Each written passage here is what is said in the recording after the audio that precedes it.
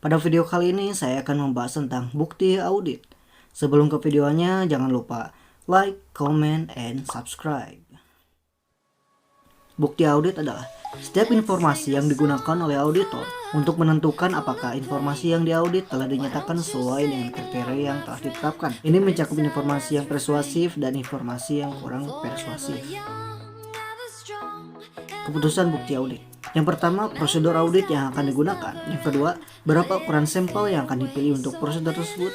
Yang ketiga, item-item mana yang akan dipilih dari populasi. Dan yang keempat, melaksanakan prosedur tersebut. Ketetapan bukti. Ukuran mutu bukti yang berarti relevansi dan reliabilitasnya memenuhi tujuan audit untuk kelas transaksi, saldo akun, dan pengungkapan yang berkaitan. Relevansi bukti itu sendiri yaitu bukti audit harus berkaitan atau relevan dengan tujuan audit yang akan diuji oleh auditor sebelum bukti tersebut dianggap tepat. Lalu reliabilitas bukti. Bukti harus dapat dipercaya atau layak dipercaya. Karakteristik bukti yang dapat diandalkan yang pertama, independensi penyedia bukti. Yang kedua, efektivitas pengendalian internal klien. Yang ketiga, pengetahuan langsung auditor. Yang keempat, kualifikasi individu yang menyediakan informasi. Yang kelima, tingkat objektivitas. Dan yang keenam, ketepatan waktu dan kecukupan bukti. Kecukupan bukti diukur oleh ukuran sampel yang akan dipilih auditor dan item yang diuji. Jenis-jenis bukti audit. Yang pertama, pemeriksaan fisik.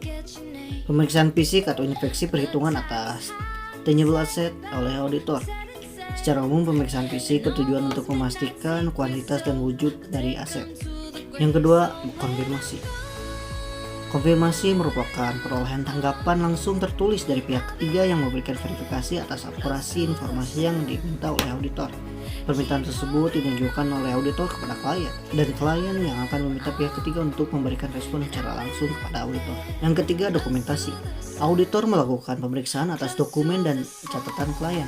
Dokumen yang diperiksa adalah catatan-catatan yang digunakan oleh klien untuk menyediakan informasi yang bertujuan untuk melaksanakan bisnis secara terorganisasi. Bukti dokumentasi dapat berwujud kertas, elektronik, maupun bentuk lainnya. Yang keempat, prosedur analitis.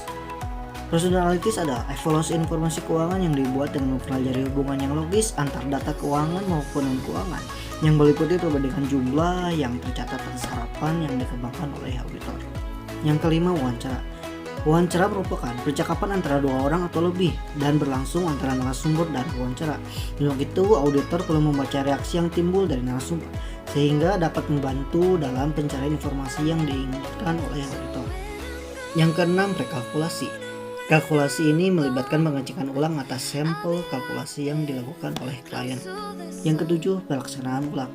Pelaksanaan ulang juga dapat dilakukan terhadap proses transaksi tertentu untuk memastikan kembali. Dan yang ketujuh adalah observasi. Observasi itu sendiri adalah penggunaan indera untuk menilai aktivitas klien sepanjang pelaksanaan audit.